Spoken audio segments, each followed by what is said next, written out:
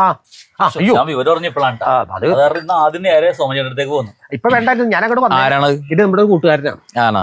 Pension കൊടുക്കാൻ വന്നു. ആവശ്യത്തിന് ടെൻഷൻ ഉണ്ടല്ലോ, പിന്നെ എന്തിനാ ടെൻഷൻ? ഈടോ ടെൻഷൻ അല്ലോടോ, ചേട്ടന്റെ പെൻഷൻ കൊടുക്കാൻ വന്നു ഈ മാസം. ആണാ? നല്ല കാര്യം. ഇപ്പൊ വേണ്ട, ഈ മാസത്തെയും കൂടി കൂട്ടി അടുത്ത മാസം വന്ന് ഞാൻ ഇപ്പൊ മേടിച്ചോളാം. വേണ്ടെന്നാ.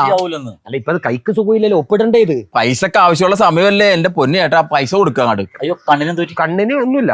ഞാൻ പറഞ്ഞതേ, വൈഫ് അങ്ങോട്ട് വരും. വൈഫ് വരുമ്പോ വൈഫിന്റെ അടുത്ത് കൊടുത്തു വിട്ടാ മതി. വൈഫിന്റെ അടുത്ത് കൊടുക്കാൻ പറ്റില്ല, ചേട്ടൻ തന്നെ വരണ്ടേ.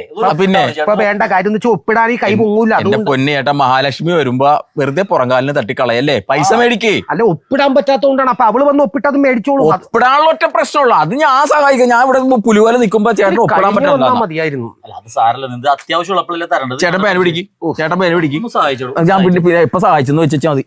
അതെ, ഷൂ ആണോ സൂ ആണോ എന്തെന്നാ ഞാൻ പറയരുത്. വിട്ടോ. എന്താ സംഭവം? എന്താണ് ഇത്രയല്ലേ ഉള്ളു കാര്യം.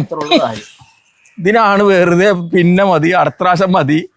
ചേട്ടന്റെ 1600 രൂപ കറക്റ്റ് കൊണ്ട് അങ്ങോട്ട് പിടിച്ചു. ഐശ്വര്യോട്ട് കഴിയട്ടെ. സമയത്തിന് ഇവിടെ എത്തിച്ചില്ലെങ്കിൽ എത്തിക്കാനാണ്. ഇത്രയല്ലേ ഉള്ളൂ. സന്തോഷമില്ലേ? പോയിക്കോട്ടെ.